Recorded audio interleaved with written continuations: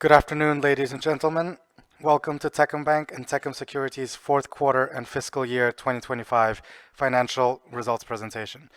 Today's session will begin with opening remarks from Jens Lottner, CEO of Techcombank. Following that, Alex McCare, the CFO, will provide a detailed overview of our financial results and key business updates for Techcombank.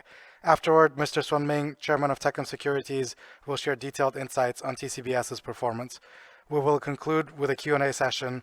Jens, Alex, and Xuan Ming will present in English, and a live Vietnamese translation is available via a separate link. As usual, there will be a dedicated call in Vietnamese tomorrow for retail investors. Today's presentation and Q&A will last approximately 90 minutes, and with that, I would like to now hand it over to Jens to begin the presentation on Techcombank. Good afternoon, everyone, and thanks for joining this call. And overall, as usual, will give you the summary of the highlights, and then my colleagues will go into a little bit more detail. And I think it is fair to say that the fourth quarter 2025 was again a very, very strong quarter, and from all the targets we had set for ourselves, and we again achieved the third consecutive quarter of record earnings as well as profits. So overall, and if you see the numbers, and there's a little bit of a distortion because in the fourth quarter of 2024, and we took a one-off hit because we separated with Manulife, and therefore some of the growth numbers are very, very high. But I think, and even taking the side effect away, it was a very strong quarter. And TOI in the quarter 14.8 trillion, and profit around 9.2 trillion, which gets us to overall 32.5, which is above the guidance we gave to the AGM. And the return on assets still at 2.4, which is amongst the leading banks in Vietnam. And NIM has been stabilized at around 3.8. And again, we've seen the downward trend, but we were still able to maintain it. And from our perspective, at acceptable level, given what we've seen around us. And again, operationally, things are very much under control when it comes to OPEX, with the cost-income ratio of 30.8%.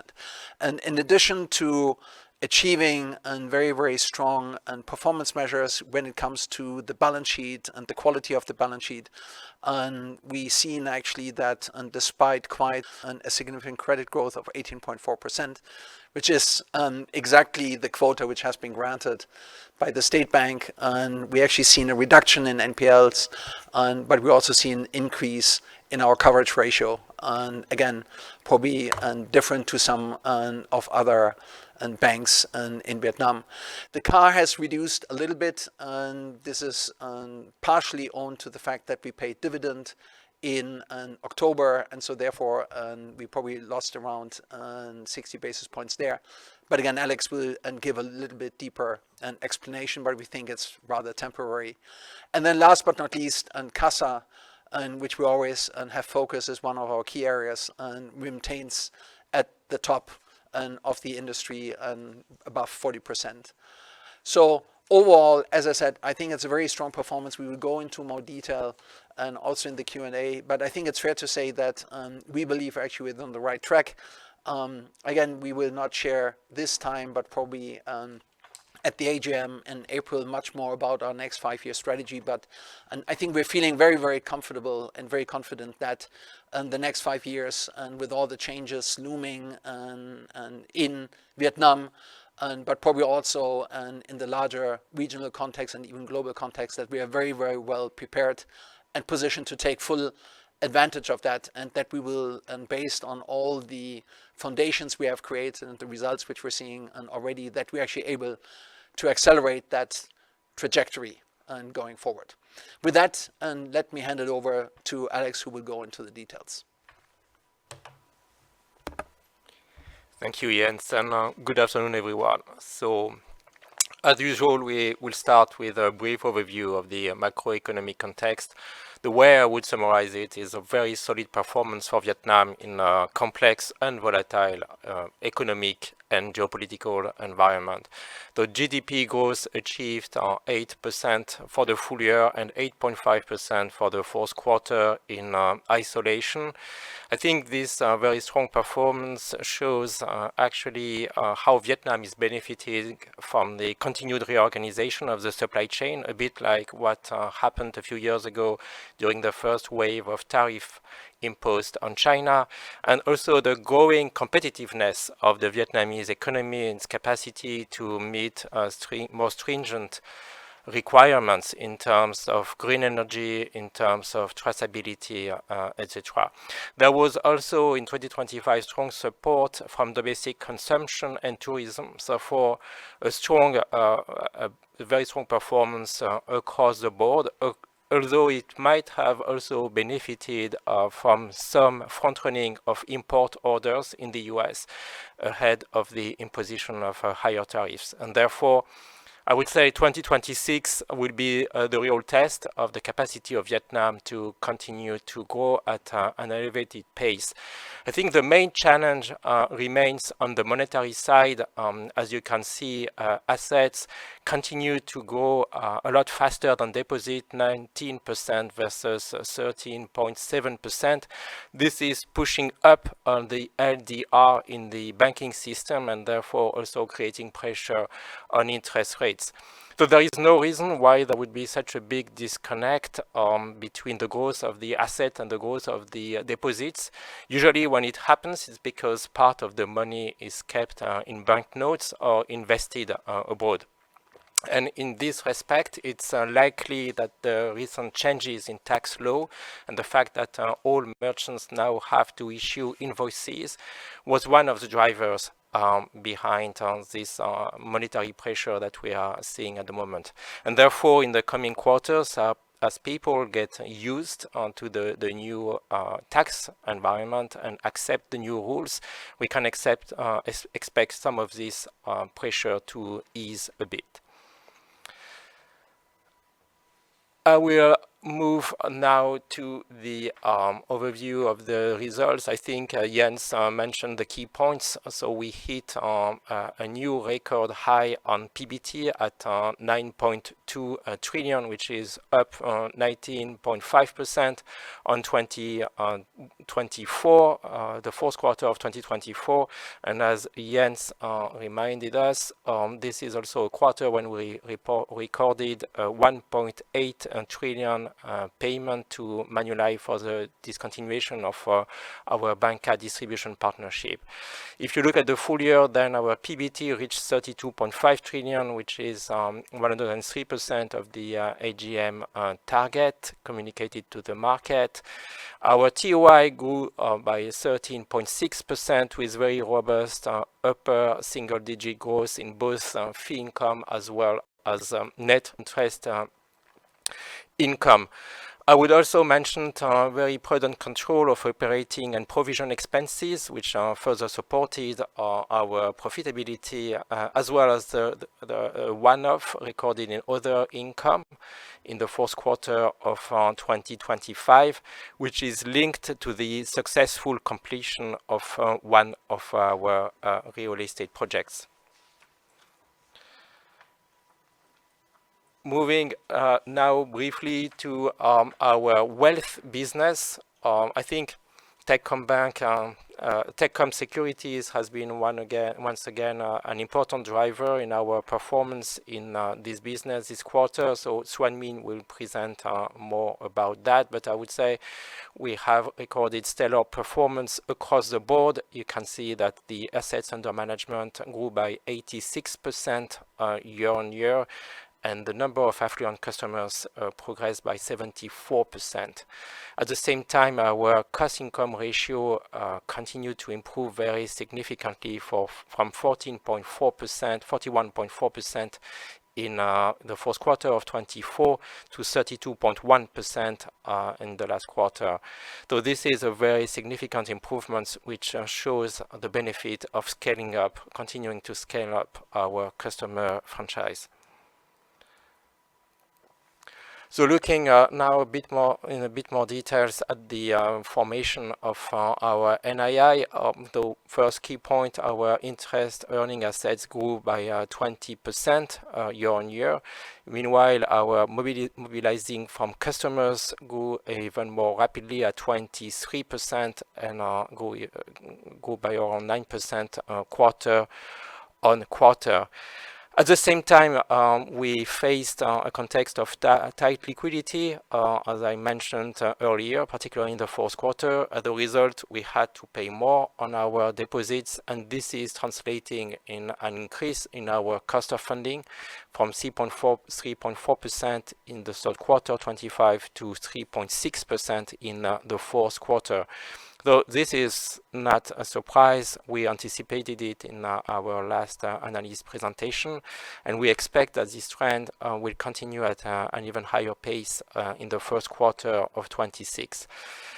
Meanwhile, I think the picture on the asset yields was a lot more positive. In the last quarter, if you remember, we managed to stabilize our asset yields, and this quarter we managed to increase it a bit from 7% to 7.1%, and we expect also this trend to continue into 2026. Particularly the credit quotas might be a bit tighter, forcing banks to be more selective. With that, our NIM, as Jens mentioned, stabilized at 3.8%. Now, if we look ahead, so I said cost of funding. So what does it mean to the NIM?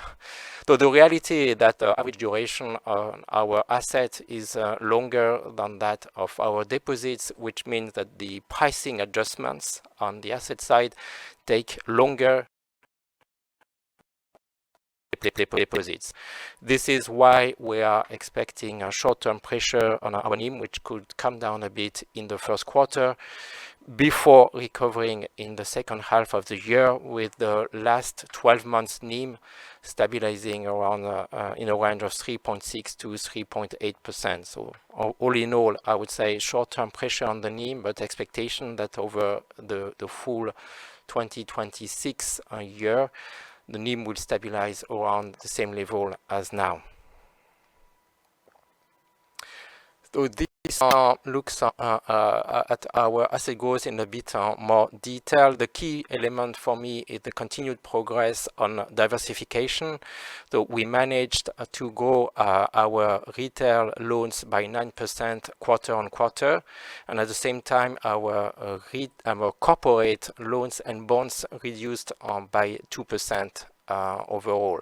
So this means we continue to deploy more and more of our capital toward the retail segment, which is the strategic segment for us, as you know. I also would mention the slight increase in the proportion of medium and long-term loans this quarter. So this is linked to the rapid expansion of our mortgage books. And for these books in particular, we have already implemented some adjustments to our pricing strategy in order to avoid the erosion of our NIM. We're also working on cross-selling activities in order to make up for the NIM stress I mentioned earlier. Portfolio diversification, again, I think one of the key points this quarter is the fact that we have been able to reduce the proportion of our real estate assets to 56% of our corporate books and 31% of our total credit book. As you are probably aware, most of our competitors at the same time are following the exact opposite direction, increasing their exposure to the real estate sector, sometimes very significantly. And as a result of that, I think it's probably fair to say that we are now increasingly getting close to the industry norm in terms of the proportion of our assets invested in or mobilized in the real estate sector. The other point, obviously, was the very rapid progression of retail loans this quarter. As I mentioned, this was largely driven by mortgages, but we also continued to record some stellar performance in margin lending and unsecured lending, though growth rates, as you can see, were 5% and 24% quarter on quarter respectively, and 69% and 248% on a year-on-year basis. So there are several drivers behind this very strong performance. The first one is the continued expansion in our equity brokerage market share. So Xuan Ming will talk to that a bit later. The fact that we have also transferred the SME segment to the retail bank, allowing a much better coverage of those customers. Our investment also in continued improvement in AI and machine learning underwriting processes. And last but not least, the design also of new and innovative propositions catering to the need of micro SME and merchant customers. Looking now at the real estate sector, you can see we had a record quarter in terms of mortgage disbursement, so exceeding for the first time 40 trillion. There is also a very clear recovery in the real estate market in terms of supply of condo apartments. So then actually Hanoi and its region remained at a 5-year high, continuing to improve over 2024. The supply in Ho Chi Minh City almost doubled year on year on the back of effort from the regulatory authorities to unblock some of the projects which were still frozen. And very importantly, absorption rates remained close to 100%. So I think this makes for a very healthy operation of the real estate market. And meanwhile, we can see that the prices in the north, prices in Hanoi's region, continue to catch up with the south, even edging ahead actually of Ho Chi Minh City in terms of the primary market. So this is good because it means that the market has now found a balance both in terms of supply versus demand, but also in terms of the north versus the south. Looking now at our deposit, very strong CASA ratio at the top of the industry, as Jens mentioned, 40.4%, decreasing a little bit from Q3. At the time, if you remember, we were at 42.5%, and the main reason in the context I described earlier, erosion in liquidity in the overall banking system, partly driven by the changes in the tax law. However, we still managed to grow our CASA, including auto-earning balances, by 17% year on year. So auto-earning was clearly a very important driver of this impressive performance. But then beyond that, we're also benefiting from a very strong new-to-bank customer acquisition, 2.7 million new customers. And also our improved capacity to convince these new customers to use Techcombank at their main transaction bank. So these two drivers, auto-earning as well as new-to-bank acquisition, amounted to roughly 50% of our CASA growth this year.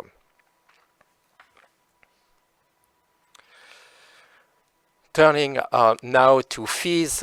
So overall, I mentioned earlier, 8% year-on-year growth in fees. This also includes a very important factor I mentioned in previous analyst presentations, which is a change in regulatory and accounting rules, which had a very significant and adverse impact on cards and on letters of credit businesses. So without these changes in regulatory and accounting rules, then actually our fee income would probably have been showing a growth of around 15%. Important point to note is obviously there are offsets elsewhere in NII or provisions, and therefore the net impact on PBT of those changes in regulations, either tax or accounting or regulatory, was neutral to PBT. So very strong performance in IB fees, plus 21% year on year, and Swan Min will talk to that. I would also mention, obviously, a 92% year on year growth in our bank fees, very impressive. This year, as you know, we changed our approach, changed our strategy, and in the last quarter of the year, we also started piloting the sale of products directly manufactured by our in-house subsidiary, Techcom Life. So this is the first time that Vietnamese people have the opportunity to buy the products from an insurance company which is 100% domestic, fully privately funded, and linked to a banking group with unique investment capabilities. And therefore, it's not surprisingly, the customer feedback that we have received was overwhelmingly positive. I would also call out on the very strong performance on FX, plus 37% year on year, and this performance was attributable to revamped and very convincing propositions, particularly on the retail side. Costs. So as you know, the third and especially the fourth quarter of the year is usually a bit heavy on costs for reasons which have to do with seasonality, particularly for marketing, for communications, and for CSR activities. However, in Q4 25, so this year, we managed, we found opportunities to optimize our costs in staff costs and marketing, and as a result of that, we contained the year-on-year growth in our cost to plus 7%, which compares to plus 13.6%, if you remember, for our TOI. So this means that our cost-income ratio improved quite meaningfully from 32.7% in 2024 to 30.8% in 2025, which is at the lower end of our target range of 30 to 35%. Asset quality metrics remain very, very strong. As you can see, our cost of risk on the last 12 months basis stabilized around 0.6% and actually 0.4% on net of recoveries. Meanwhile, our NPL ratio improved further from 1.23% to 1.13%. We are seeing very encouraging trend, particularly in our mortgage book. So a number of the one-off cases we mentioned in previous quarters in our mortgage portfolio have now been worked out and leading to a significant decrease in NPL ratio. I would also mention the continued increase in our coverage ratio, which make us an absolute outlier in the industry. Most of our peers are around 70%. I mean, if we focus on private banks only, and you can see that our coverage ratio in the fourth quarter of 25 actually stood at 128%. Also, another slide which gives a bit more details on our credit costs and NPL. I think the key point for me is the fact that both bucket 2 balances as well as NPL balances reduce this quarter, and this despite the significant growth in our credit books. So you can see that the reduction quarter on quarter is of 8% for NPL and reaches even 23.5% for bucket 2. So this is very encouraging and confirms the fact that we have maintained a very conservative approach to risk underwriting during the whole year. Capital and funding. So our capital adequacy ratio, Jens mentioned it, reduced to 14.6% in the fourth quarter of the year, primarily as a consequence of the payment of around 7.1 trillion in cash dividend.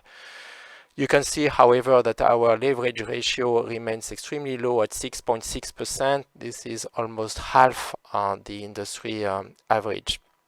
Meanwhile, we maintain mobilizing from customers at around 74%, which is a very healthy. So my overall take is that the funding and capital position of Techcombank is probably as strong as it has ever been. Quick glimpse into how our performance compares to peers. As you can see, we continue to outperform the market across all metrics, and in a number of areas, actually, the gap to our peers is starting to widen again.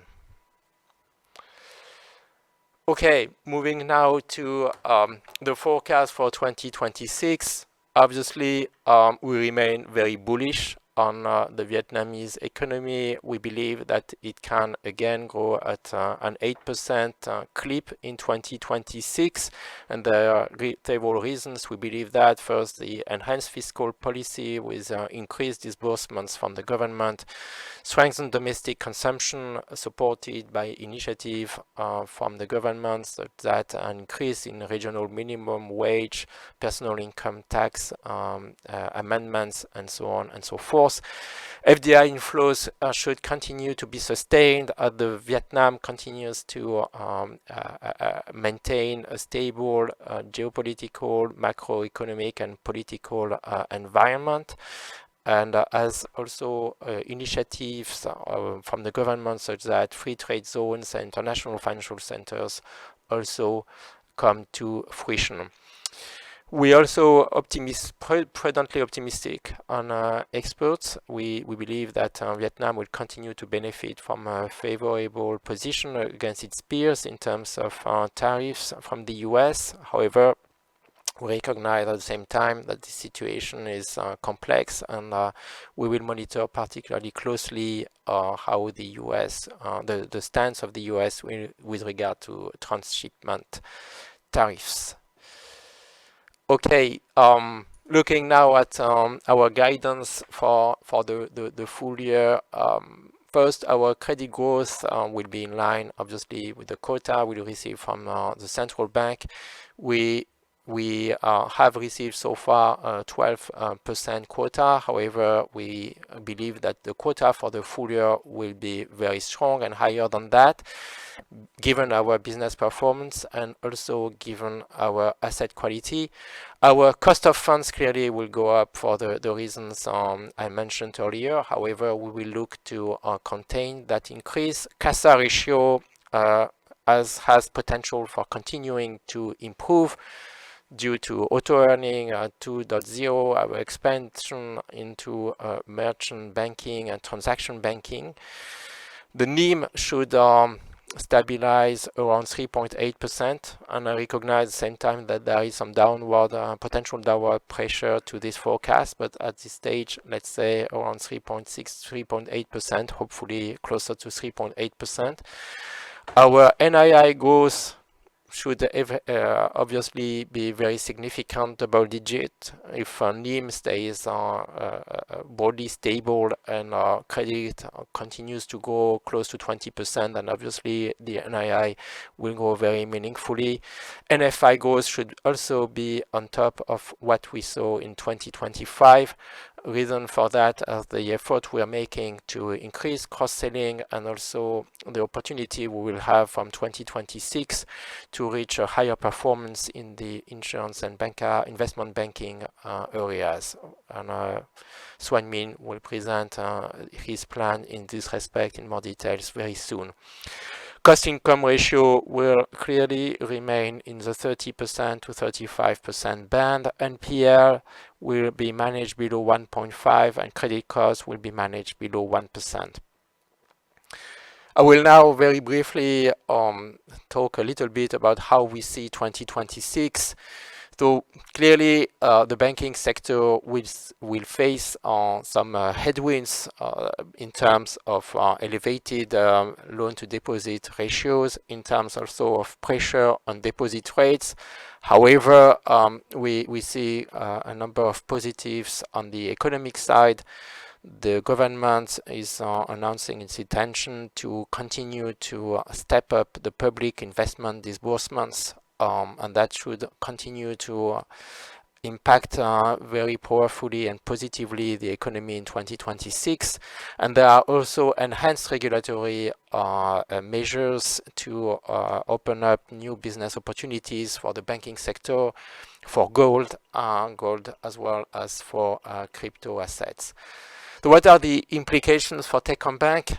First, we will continue to diversify our credit portfolio, where we will look for a better risk-return mix. So we will increase our exposure to infrastructure and the healthcare sectors, leveraging the trends and the priorities of the government. And we will obviously continue to accelerate our growth in unsecured lending. Funding structure is obviously a very important priority for us in the context of tight liquidity and described earlier. We will look to continue to grow CASA, stepping up new-to-bank acquisition, working on loyalty ecosystem expansion, and also increasing the cross-selling of auto-earning with leveraging the fact that this proposition is still unique in the Vietnamese market. Fee-based income, we believe that there is a strong potential to continue to expand it. We will deepen our expertise and capabilities in capital structuring, bond issuance, supply chain finance. We will aim, as I mentioned, to achieve breakout growth in banca and also develop new fee-generating products in gold and crypto, and Xuan Minh will give more details very soon. And then from an operational efficiency perspective, AI will give us opportunities to streamline our processes and elevate customer experience. And we will obviously leverage this tool to reinforce our OPEX discipline and continue to lead the market in terms of efficiency and particularly in staff productivity. So, to wrap up everything before I hand it over to Xuan Minh, 2025 has been another very meaningful year for Techcombank. We managed to grow our PBT by 18%. We exceeded the AGM target, and importantly, we increased our credit risk diversification and further strengthened our credit and overall risk profile. At the same time, I recognize that there are some clear headwinds for the banking sector. The main one being the creep up of funding costs and the sustained competition on lending.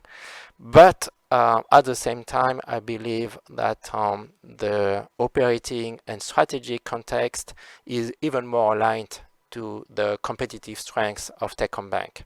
Because as Vietnam continues to pivot toward digital economy, as it creates new opportunities for financial innovation, then actually we will have more opportunities to leverage our dominance in digital banking, our dominance in wealth services, and this will hopefully allow us to accelerate our growth. So it's clearly, I would say, a new era for Vietnam. It's a new era for the banking industry, but it's also an era where we will have a unique and distinctive right to win. With this, I will hand it over to Xuan Minh now for the presentation of. Thank you, Alex. For me, I think it's going to be the same format. I will take a look at the overall market in 2025, then the operation result for TCBS last year, and then looking ahead, what are we going to do for the year 2026? Basically, we had a very good year. The market has a very good year last year, both in terms of return on the stock market and also on the activities for the investment environment in Vietnam in general. Market return about 40%, more than 40% last year. We have very strong equity trading volume in the market. The margin lending business is also growing very fast for all the companies, all the securities company in Vietnam. In terms of activities, we have a few major events last year. For example, we have the stock exchange upgrade in terms of trading system, KIX. We have the market status upgrade in Vietnam to emerging market by FTSE. And also we see a lot of IPO activities in the market. When the market is good, then more and more IPO come in. And we also expect that there will be more IPO in 2026 in general. Not only the stock market, but also in the bond market, we also see a lot of activities in terms of corporate bond issuance, where we are the leading player in the market. So we are enjoying the trend in general last year. In terms of operation and financial result for TCBS last year, overall we did very well. We grow about 40%, both in terms of revenue and profit. We have a strong ROA, we have a strong ROE, and we have a very solid cost-income ratio. We continue to maintain the lowest cost-income ratio in the market in general. In terms of market share, we continue to be the leader in the corporate bond market, both on the corporate advisory and also on the distribution. The wealth distribution business is also growing very fast, in a sense that we are introducing quite a number of new products, new investment product to investor or to our customer in general, and we continue to be the pioneer in introducing a lot of new wealth product for the clients, especially the high net worth and the affluent clients in Vietnam. In terms of stock equity business in general, we continue to be the number one margin lending leader in Vietnam. We have about 11% market share, and it's growing about 40% last year. We continue to be the number 3 in terms of market share in stock trading in Vietnam. We gained only about 1.3% market share last year. Our objective is about 0.5% every quarter, so we need to try harder. But in general, we try to catch up with the top 2 and soon to become the leader in the market in general. In terms of the business segments, basically we see on the core business in TCBS has been growing about 40% last year. Is very strong in the investment banking, investment advisory, in the wealth distribution, in margin lending, and so forth. So our business across the board has been very, very strong in general. Let me go deeply into each of the individual business. For the bond business in general, last year we start to see, we continue to see the growth in terms of new issue to the market. We are reaching about 86,000 billion, 86 trillion in terms of business advisory, which is roughly about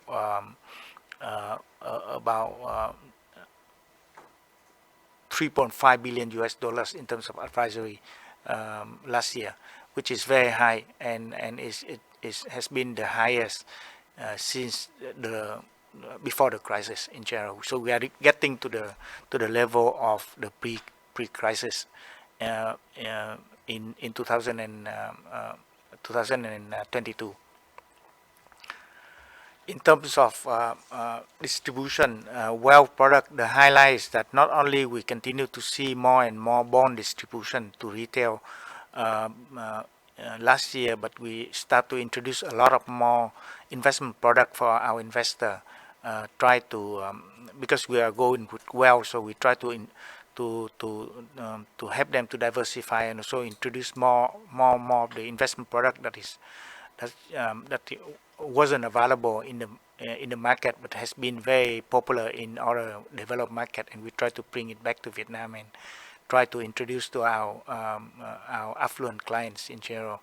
We, for example, the fund, we have a supermarket fund called FundMart, supermarket for all the open-ended funds in Vietnam, and we have been distributing many other funds from other fund house as well, and that has been selling very strongly. We have iTracker, we have equity structure product and so forth to introduce to the customer last year, and therefore overall we see the new business has been growing very strong, about more than 30% last year, and we expect that we will continue to see more and more new product coming out, and that will be also one of the growth driver for us in general on the distribution side. Equity brokerage, as I said, we have a very the market in general, Vietnam has a very good year for the stock market in general. Our market share gained to about 9%, still number 3, but we are catching up with other top 2 very fast. Our margin continue to be the number 1 with about 11%, about 11% market share, and we continue to gain more and more, and that also one of the key driver for us in 2026 as well. In terms of balance sheet, we have a solid balance sheet in general. Basically, margin lending has been growing very fast, but to give an idea that in Vietnam, the law is that the law allows us to do 2 times of our equity. Currently, our margin volume on equity is only about one time, so we still have a lot of more room to grow this business in general, and another thing is the leverage, how much money we borrow to fund for this margin business in general. Currently, our debt equity is about less than 1%, 0.8% in general, and therefore we believe that we still have more room to on the debt side, on the borrowing side, on the funding side, to fund for the margin lending business in general. Our ROE is steady, and we have a lot of more room for the capital adequacy ratio in terms for the securities company in Vietnam by law. Cost income ratio still solid. We continue to try to maintain lowest level of cost income ratio and try not to increase the ratio in general, and it has been quite steady at about 14% in general last year, and probably going forwards as well. We continue to show a very strong productivity because of the use of technology, the use of generative AI and so forth in our business and our operation. Productivity per employee continue to be increasing quite dramatically year over year. Currently, again, 60% of our IT, our staff is actually IT related. Cost per customer is also pretty solid and pretty low, about $20 per customer in general. And last year we also received a lot of awards, both on in terms of wealth business and also on the technology business as well. Looking ahead, we continue to see the growth and solid business on all of the segments of our business, with the strong economic growth in Vietnam, and the market has been continue to be open up in general for new businesses. We see the increase in new bond issuance, very strong in new bond. And we believe that more and more corporate will start to use the capital market for funding, for their funding in general in the years to come. Wealth distribution, as I said, the key is that we continue to introduce more new and pioneering investment product or investment solution for our as a wealth product for our affluent clients, and that has been receiving very well in the market. And we continue to see a strong demand in general. Margin lending, as I said, the market is good. Volume has been increasing quite dramatically overall. So we believe that the margin business continue to grow. And also the brokerage market share, as I said, the target is 0.5% per quarter, increase every quarter. Cost income ratio, we also expect that it's going to be flat or maybe slightly increase in general, because we are expanding into quite a number of new business. As probably many of you already know, we are looking at Go business together with Techcombank. We are looking at crypto business. We are doing peer-to-peer. We are doing crowdfunding for ECM. We're expanding the ECM business. I think 2026 is probably the year that TCBS started to come into the ECM and institutional sale business for equity in general. We want to be or we want to do it a little bit different from our peers in a different way, where we believe that we can earn a good profit and to serve better or in certain needs that from the institutional investor, and that is the new business that we are also coming this year. Again, very short, the new business is still continue to be our strength. Introducing new investment product, new wealth product, we try to learn from other developed markets and try to bring it to Vietnam and try to fit it in and offer to our Vietnamese customer. We introduce new product and not only on the equity space, but also on many other new asset classes in general. Then wealth distribution to retail continue to be the focus, and we continue to use technology and also data and data science to somehow to try to reach to more retail investors in general. This year, the use of AI, generative AI, fintech stuff to have a better, to give a better experience for our customer in general. I mentioned about institutional business in general. We try to get into the ECM in a pretty different way. And also we try to serve the institutional investor for stock trading in general, but in a more non-traditional way. For example, we are developing API to connect to our institutional clients, alternative trading platform in general that we try to develop for our institutional clients, or like dark pool that we are going to launch it next month. That's also something that we can offer a unique offerings, something that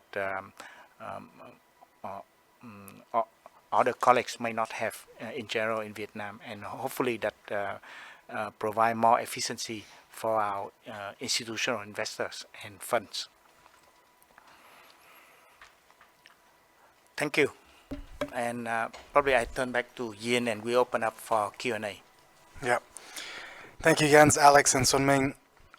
Before we move on to the Q&A session, I'd like to highlight a few notes. Based on feedback, to keep the sessions flowing smoothly, we'll skip the questions related to financial guidance or requests for detailed financial metrics that have already been covered in the presentations just now, or will be addressed at the upcoming AGM. We kindly ask that you refer to those presentations, which will be posted online shortly after today's event. And of course, the investor relations team will always be available to answer any further detailed questions once you've reviewed those materials. With that, let us begin the Q&A session. So the first question is for Jens on a macro background. In the context of continued global uncertainty, Vietnam remains one of the region's strongest performers with high growth expectations for 2026. Jens, could you please share your view on Vietnam's upcoming economic outlook and how you expect monetary policy to evolve? Yeah, thank you for the question. I think we talked already about it, and Alex made the comment. So we are envisioning somewhere like an 8% GDP growth for 2026. And I think right now, and as the National Party Congress is basically in session, we see that the target is 10%. And what that depends a little bit, right? I think you could probably see a trajectory towards 10%. But again, probably then a lot of things would all need to come together, and we see how this would pan out. But if you think about the underlying drivers, so first one is I think infrastructure will play a very, very important role as the overall economic model restructures. We're getting deeper integrated into global supply chains, and we change and upgrade the production kind of capacity, and really going much more into intelligent manufacturing, and it's about sustainable investments, etc. So there's a lot of money which goes into infrastructure, seaports, railways, etc. And I think we have not seen probably that kind of investments in the past. So probably a more expansionary fiscal policy and strong PPPs will probably help on that side. And the real estate sector, Decree 75 and 76 have unfrozen a couple of projects. So we should see in this area, and actually also getting good momentum, domestic consumption should pick up. And again, I think we've seen a relatively good year 2025, but if the other elements of the economy is in full swing, then usually that will also benefit domestic consumption. And then, and probably last but not least, you still have FDI and exports. Of course, there is always an uncertainty at this point in time, but overall what we saw, and we don't believe that Vietnam will structurally get into a disadvantage of other strongly export-focused countries. And I think so far it has proven to be very resilient, and we expect that this will actually continue. So if you think about all the key component of GDP growth, domestic consumption, investments, and export, etc., should actually be relatively strong. So therefore, I think that side should be clear. Now, what will then the monetary policy do? And I think it will be trying to accommodate. If we're having such a strong GDP growth, 8 or 10%, we believe that credit growth will also continue to be strong. I think the SBV tries to be a little bit more caution, or exert a little bit more caution at this point in time, and going and give quarterly guidance, making sure not too much money goes into the real estate sector, being just cautious that there's no bubble coming up. But again, I don't think we will see any disruptive moves, and so they will help and to basically provide the right context. Of course, monetary policy is a little bit more how should I say, constrained than the fiscal policy, and as long as you have actually the tax revenues, and there's still quite a lot of room, and also on the public debt to GDP. So I think there is room. And on the monetary side, you always have the question of exchange rates and inflation, etc. But I think we can still see a path where probably we can get below the inflation target, which is somewhere between 3 and 4% as set by the National Assembly, and probably there's a little bit of depreciation of the dong, but let's say maybe in the 2 to 3% range. And however, we probably expect still a relatively tight environment, and so we expect interest rates to go up a little bit. And we've seen already quite some increases in 2025. Maybe there's another 50 or 60 basis points, but the question is, how will that translate to the asset side? And again, I think it was very, very muted in 2025. I think as the economy is really completely booming, and you will see that credit demand will probably increase, and then probably also interest rates or credit yields will also come up, which is why Alex guided a little bit on, there's pressure on the NIM, but we hope that we can basically mitigate the increase in funding cost. And we're also seeing that some of that gets translated to the credit side. So from our perspective, therefore, it is a very conducive market environment. And again, we probably have all the tools at our disposal to take full benefit of that. Thanks, Jens. This next question is for Alex. And as Jens has alluded earlier, infrastructure development will be one of Vietnam's most significant growth drivers. As the scale of national infrastructure expands, banks are increasingly involved in structuring financing solutions that balance opportunity with prudent risk management.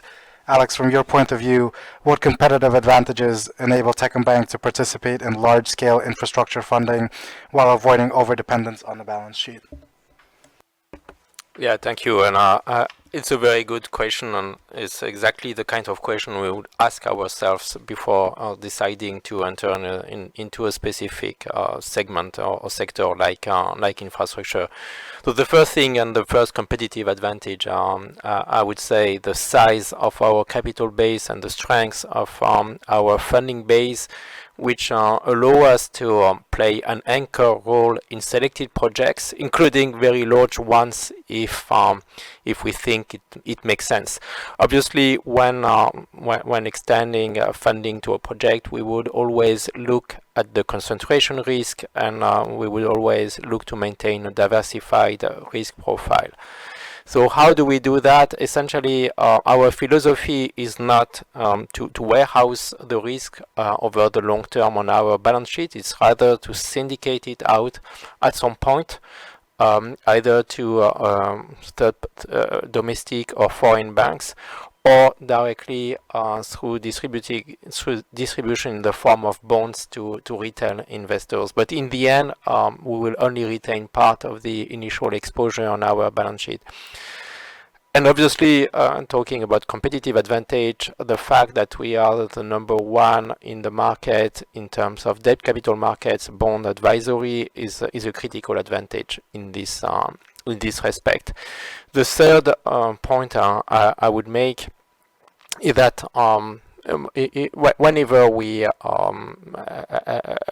decide to participate in financing a project, we would also look at cross-selling opportunities beyond the credit dimension itself, though in the form of cross-selling to the anchor investor or in the form of further expansion into the value chain of the project, right? So selling cash management, trade finance products, or FX solutions. So how does all of this come together? So essentially, we would look to step in relatively early, have an underwriting role very early in the maturity of the project in order to be able to capture a risk premium, so commanding a higher interest rate. Then at some point when the project is ready and mature for refinancing, we would look to sell down part of our exposure either to third-party banks or to retail investors. And at that point, we hope to have made enough progress in terms of cross-selling to be able to offset the loss of net interest income in the form of fees or in the form of interest income on other credit products to the value chain. So this is how we would combine all the strengths of the bank in terms of so debt origination, bond advisory, and fee cross-selling in order to derive a superior profitability on this activity and avoid the risk of dependency that you mentioned, both from a risk perspective as well as from a revenue perspective. Thanks, Alex. Next, I'd like to bring in Mr. Son Ming from TCBS to address the question on the bond market. Could you please give an update on the key developments in the Vietnam bond market in 2025, and how do you foresee the market trending in 2026? Well, I mentioned before, our bond business has been very strong last year. In 2025, we grew about 40%. The whole market grew about 40% in general. A lot more bonds and credits actually come out to the capital market to raise more bonds or funding for their business in general. With the current environment and the macro environment, expanding economic growth, and also a lot of investment into infrastructure, into private sector. The private sector has been investing into infrastructures as well, and therefore the demand for funding is definitely continue to increase in general, and that would benefit us as an investment banking advisor. So, in short, I think the market continue to be strong on the fixed income market in this year. Thanks, Mr. Sun Ming. Let's now turn back to bank-specific question topics. Jens, could you walk us through the key profit drivers for TCB in 2026? And additionally, how should investors interpret the bank's NIM outlook for 2026 onward, given portfolio expansion into infrastructure and unsecured lending segments that Alex talked about earlier? Sure. I think if you look through the profit drivers, I think, of course, the first one is kind of volume, right? Which is ultimately what's the credit quota, which will be granted to us. And again, we assume that whatever the current guidance is, if you think about the need to mobilize capital, at this point in time, it's actually very, very high, right? If you want to achieve an 8 to 10% GDP growth, you need, if you have an inflation rate of, let's say, 4% on top of it, so that gets you to 12 to 14%, you put a credit multiplier on top of it, and you get to 18, 20% credit growth. So ultimately, then the question is, who will help to channel that growth? And I think given our balance sheet strength and the track record of risk management and our ability, because of the capital, to actually do exactly what Alex has described, taking on big lots in the beginning and then syndicating it out, which would require syndication capabilities, distribution capabilities. So I think we will actually be getting, again, like what we had in the past, probably over the market average and credit growth. But even if that volume would actually not be there and we cannot warehouse it on our balance sheet, as Alex said, there is a lot of distribution then what's happening, that we actually create it, and our customers are coming and basically see how they can tap the capital markets. So I think credit and the expansion of credit, the investments in infrastructure, etc., I think that will be one big driver. We then need to make sure that we keep our cost of funds under control. That is why we continue to invest in CASA and new to bank acquisition, loyalty, and systems and auto earning. I mean, all of that will continue to be relevant. Again, I think if you look into our overall funding mix, it's very, very stable. As we said, we actually grew funding more than loans, and whereas for the rest of the industry, actually LDR ratio spiked. So again, I think overall, a lot of the stories we had in the past will actually continue.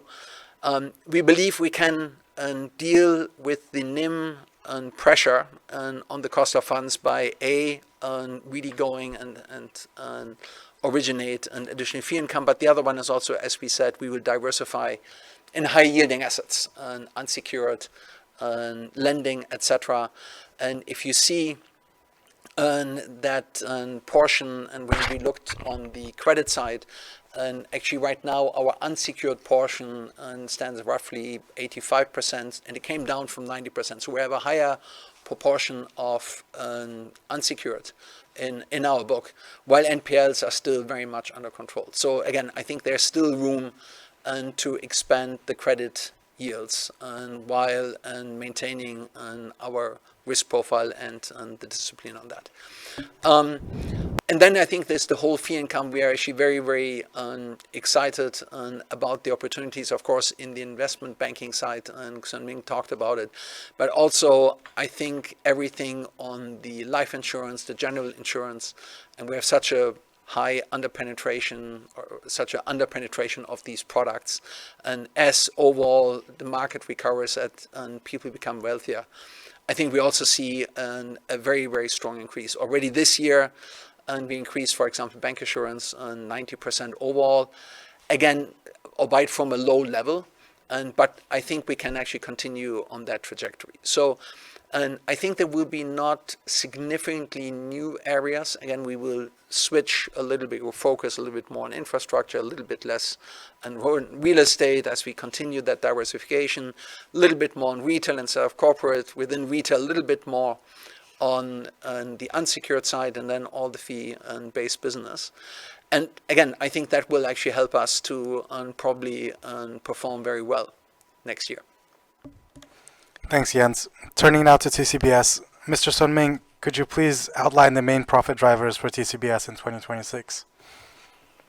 I mentioned in the presentation in general the BAU core businesses that we are currently doing. We continue to see to be the driver and continue to see very strong growth in general for our business. In terms of bond, we also we are seeing more and more demand from the corporates in terms of bond issuance.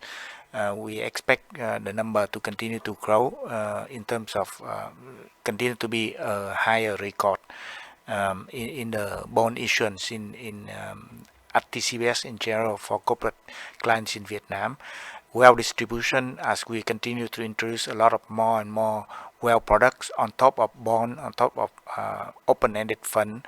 We have equity structure product. We start to come into crypto product. We start to come into more other asset classes, equity linked structure products. Then of course we are expecting continue to be that continue to be the key driver for us to explore, because as Yen mentioned before, the penetration in general in Vietnam for the wealth, for the on the investment products in Vietnam as well is still very low. Margin lending and brokerage, as the market continue to see more and more activities, volume trading has been increasing tremendously since the upgrade of the market and also the upgrade of the system at Jose.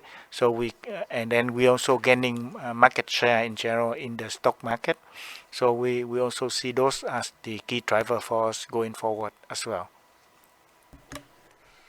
Thanks, Mr. Sunming. Next question is on liquidity for Jens. From an operating environment standpoint, does the bank anticipate any notable upward movement in deposit rates over the next 6 months? And more broadly, could you please share TCB's deposit funding strategy for the next 2 years? And as we said, yes, there will be an upward pressure. And what exactly is the next 6 months? And in our plan, we are probably going somewhere between 50 to 60 basis points over the next year. And we should just put that into context, because sometimes we forget where we all came from. During COVID, the interest rates came down very, very significantly.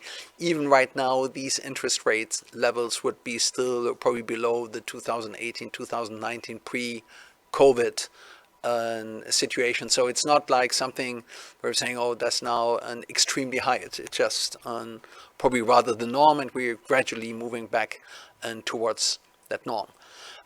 So from our funding side, if you look into our book, actually, we roughly have 30% in wholesale funding, and we have 70% in the customer funding. And I think we have been able to maintain that pretty much during all these cycles, even right now as LDRs were going up. And you see that our LDR actually moved pretty much sidewards, and the funding mix is the same. We actually increased our liquidity buffers very, very significantly, because we already moved internally to a lot of IRB ratios and Basel III ratios. So from that perspective, and even in all these situations, we have maintained and improved our liquidity situation. And usually I always say, for us, it's really more a question exactly what are you willing to pay, in which markets are you tapping. And we're relatively flexible in that, but these are the big broad areas.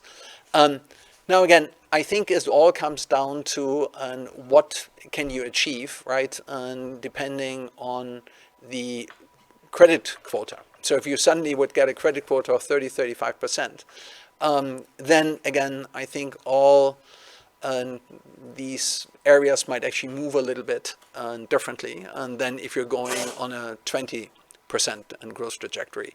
But assuming that we are roughly in line with what we had planned, we believe that we can actually maintain that.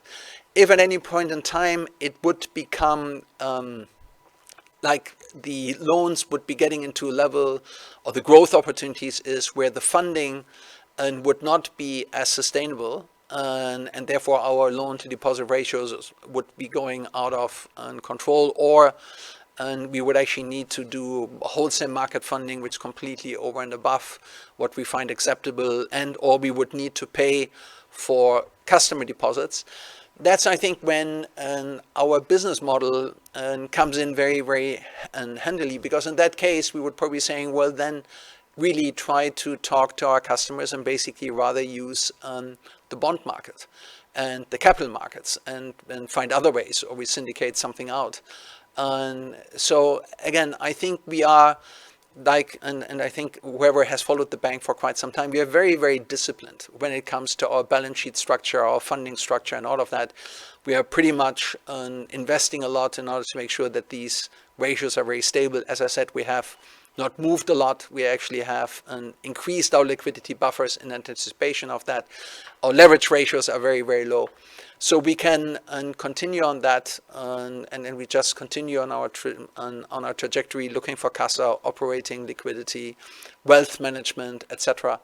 But again, we also have other ways to adjust, and should suddenly be there a major increase in demands, and that's when we're saying then we would be looking for other models for originate to distribute and tap other financing sources, and then the ones which we usually would use, which is customer funding or wholesale market.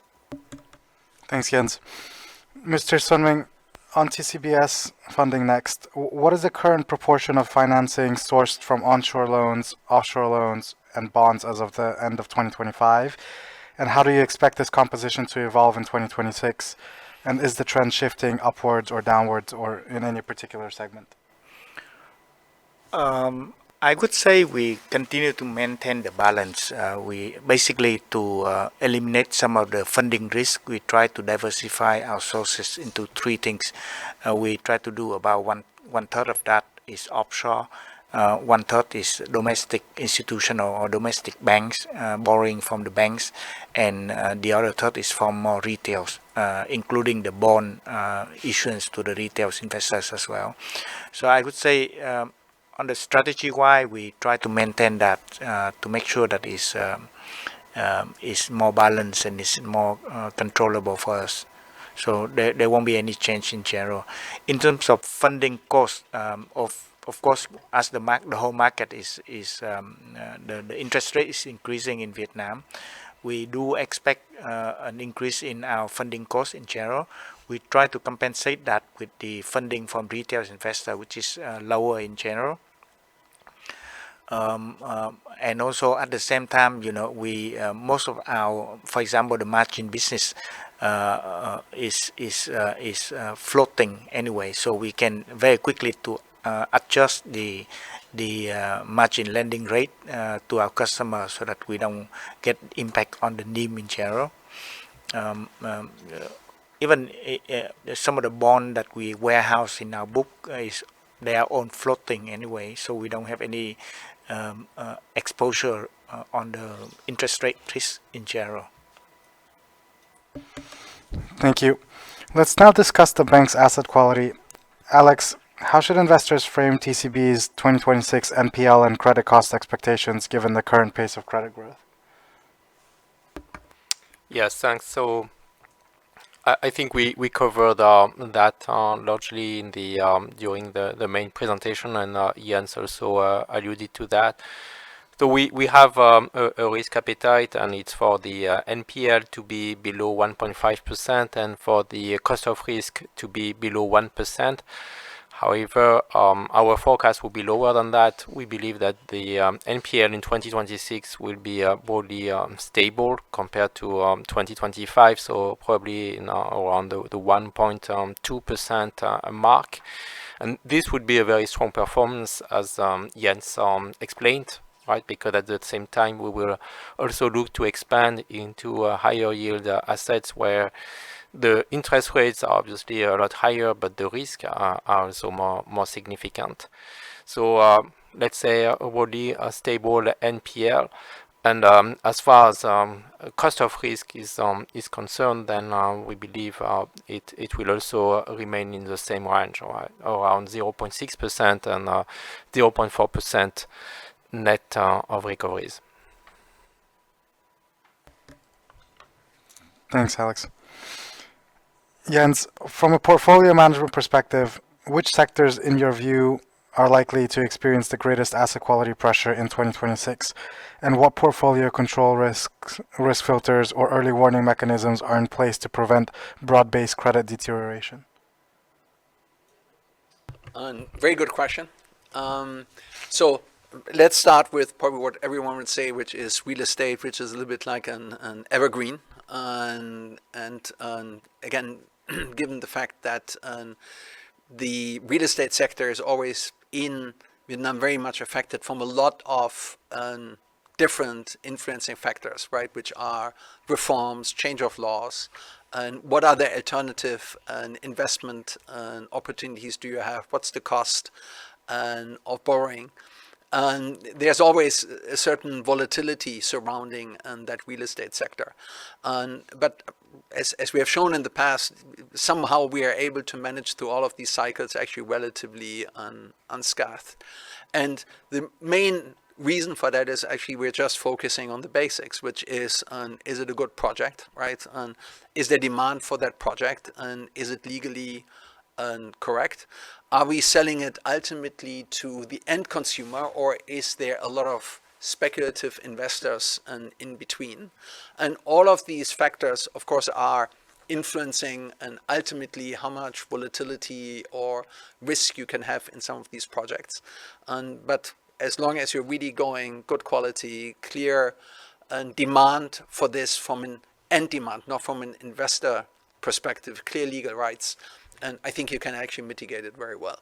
And infrastructure is another area, and the reason is because there's so much pressure right now to really get this going, and that some probably even of the legal frames and what exact PPP construct will we have, what are some of the concessions, and all of that might be a little bit unclear. And then the other one is, of course, some of the sizes are just very, very big, right? So, and you have the risk of concentration risk. You might actually be not able to syndicate everything as quickly as you want to.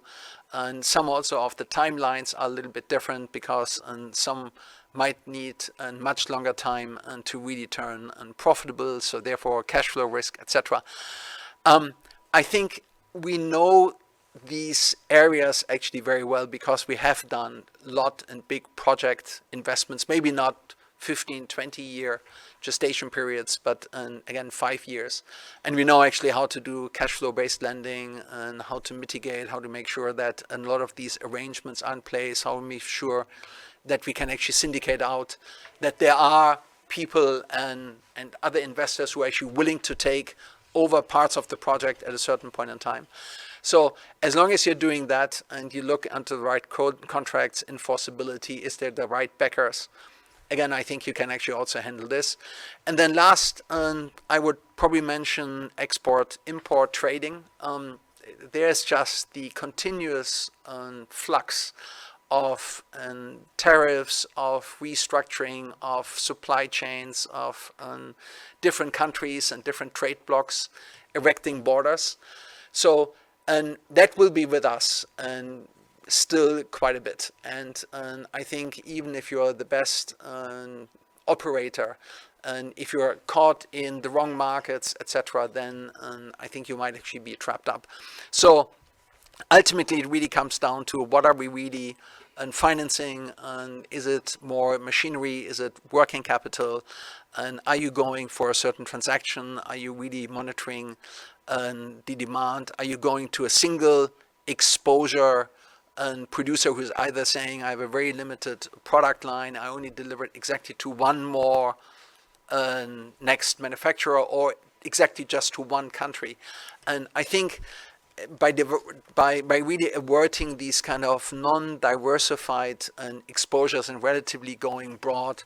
So for people who are doing broad trade across multiple areas, multiple jurisdictions and regions, I think you're actually relatively okay, and also not committing capital and for too long, but rather do working capital.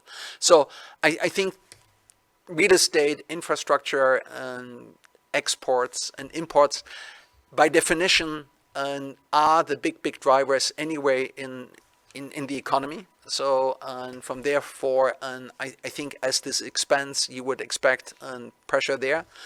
But then again, I think it comes down to the right risk mitigation strategies. And as you can see from our books, we probably know how to handle these risks. And otherwise, again, I think we will probably abstain and not going too deep into areas which we really don't understand or where we're not feeling comfortable. Thanks, Jens. Next one's for Alex. In the recent quarters, TCB indicated an intention to expand unsecured lending to support credit growth and mitigate NIM compression. How will the bank manage credit risk exposure from this segment while still meeting growth and profitability goals? Very fair question. So the first thing is obviously about the effectiveness of the underwriting, and this depends on first the credit rating models, and second behavioral analytics. For in those two areas, we use complex machine learning and AI models that we keep refining over time, and we would leverage typically also non-traditional data. Such that transaction patterns of customers, their digital footprint, any signal we could also capture on social media. And this would essentially help us form an understanding about the creditworthiness of the customer, even potentially in the absence of information from the credit bureau. And the second part is early warning indicators. So it's about being able to capture very early any signs of stress on the part of the customer in order to take some preventive measures, like initiating a recovery of our exposures or stopping disbursements. So by combining these two dimensions, we believe we can preserve very good control about the cost of risk and reach a level of return on risk-weighted assets which is in the range of 5% or more, which is more than 50% higher than what we would be able to achieve on traditional secured lending, even higher margin secured lending like real estate. So obviously, it's not something that you can achieve without significantly investing in those analytical capabilities. It took us time to get to where we are now, but I would say the maturity of our approach, underwriting models, behavioral analytics, predictive analytics is sufficient to allow us to confidently expand into unsecured at the very high growth rates that you saw, around 25% quarter on quarter, which is very significant. So yeah, I think we shied away from this sector for long, and now we are really resolute and organized in order to make this strategic shift happen in a way which is completely controlled from a risk perspective. Thanks, Alex. Turning to loan growth direction in 2026, Jens, how does Techcombank view the credit growth trajectory across both corporate and retail portfolios? And could you please share TCB's roadmap for tightening credit exposure to real estate? Specifically, which business segments do you think will receive the relocated credit room? So again, I think good question, and I think we talked probably already a little bit about it. So first one is we want more retail, we want less corporate, and I think that's what we said. And again, I think mortgage is a good opportunity, but also unsecured credit is a good opportunity. SME lending is a good opportunity. As Alex rightfully said, in the past, it really required different business models, which we tested, developed, and now we feel actually that we're relatively okay in that area. And real estate sector, and yeah, I mean, the good thing is that basically what the central bank is guiding is what we're already doing. And as we said, or as Alex said, other guys are actually, and other banks are increasing their real estate exposure, whereas we are actually decreasing on our real estate exposure, and we're probably becoming a little bit more rather the norm, whereas with others going a little bit up. So from that perspective, we anyway have the intent to diversify it, and we made this comment before, and that somewhere between 20 to 25%.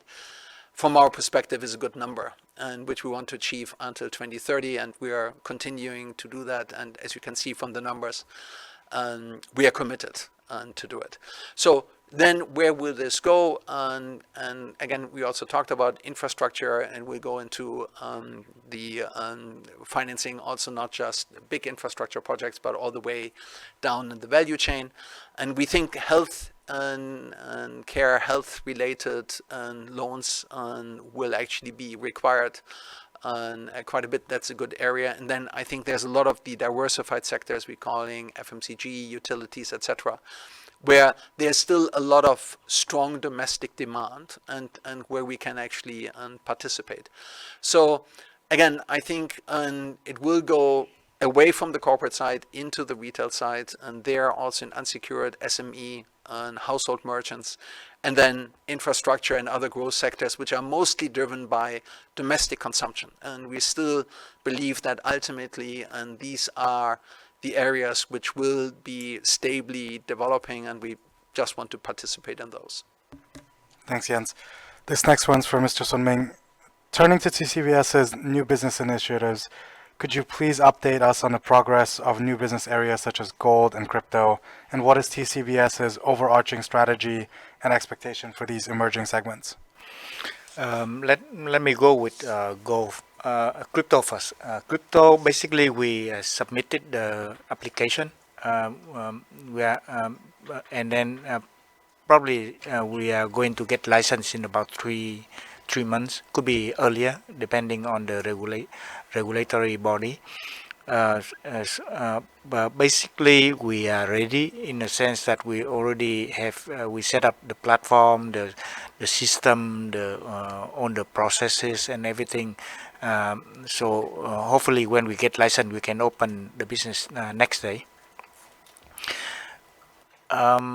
In terms of gold, currently the law allow banks to do physical gold. So basically TCBS and TCB has been working very closely on this business, and we're also waiting for the license. And when we have the license, we may launch it and have our TCB Go physical Go product initially, probably next month. And then after that we continue to look and work with the authorities on the some of the digital gold products and derivatives in general, and that is something that we don't have we don't have the legal framework to do yet, but I think it's pretty soon, perhaps in 2026, that we can have that in Vietnam, and therefore we will participate on that space as well. Can we make money or can we become a big contributor to our business? I don't think so. I think probably in the next 1 or 2 years there will be a very minimum contribution to our main business. The core driver for our business is still the business that I mentioned before. But this is the future, a new asset classes for us. Hopefully we have this to provide a full portfolio in terms of asset allocation or wealth allocation to our clients, and therefore we can attract a lot more clients at a one-stop shop in general in Vietnam. Thanks, Mr. Sun Ming. Last question on dividends for TCB. Jens, could you please share Techcombank's dividend plan for the coming years? Do you expect the bank to pay a higher cash dividend, and has there been any consideration towards the share dividend? Yeah, thanks for the question. And again, I think, and I'm coming back with the first standard an answer, which is rightfully, and that is the prerogative of the board, and the board will decide what they will do. And we came back when we took up the dividend policy that we said is we should be able to start when we start paying dividends, that we actually should be able to continue that. You've seen our overall growth in the earnings and our earning capacity, and of course also there were certain events like the TCBS IPO, and then you look into our leverage ratio, which is relatively low, and I think you can also, and there have been broker reports coming out talking about the impact of Basel III and on capital, and how that might actually affect the capital position of banks. And I think if you take all these things together, you see that we are in a very, very strong position compared to a lot of our other peers. And again, we can and we want to basically maintain the dividend policy on which we have embarked. And in the past, you saw there were stock dividends in it, and there were cash dividends. And what exactly the concrete amount is, as I said, that will be very much up to the board. But we are actually, as I said, in a very strong financial position. And so that, and whatever the board decides, we can implement. And I think what is also fair to say, that with the growth going forward of the economy and the aspiration of kind of 10% GDP growth, and as well as the stretch on the bank balance sheets, right, that this will start consume capital.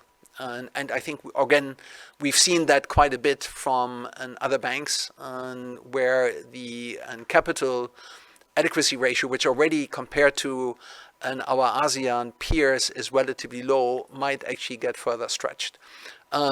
So we probably need to see, I don't know, 28, 29, 2030, and as we right now embark on that new journey, how will that affect the capital position of the banking industry, of the overall banks? We will see what happens and in what form the SBV will allow the adoption of internal rating-based models compared to the standardized approach, and what are the implications on the capital position of the banks.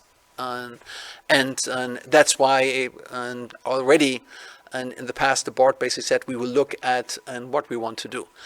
And also made the comments that we don't want actually to fall somewhere below 15% and CAR ratio, and basically based on the Basel setting, and also made the comment that we actually want to maintain as possible a self-funding approach.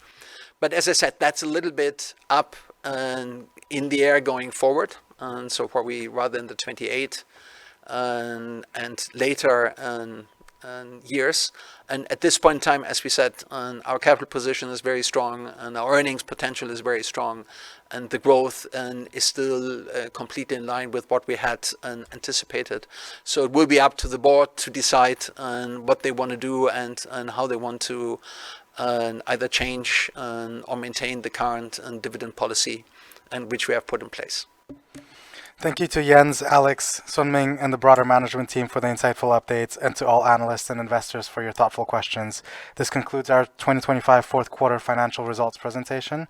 The presentation and replay link will be posted on the investor relations section of the website soon, and please, of course, feel free to contact the IR team for any additional questions. We look forward to continuing our dialogue and delivering sustainable value to all our stakeholders. Have a great rest of your day, and thank you.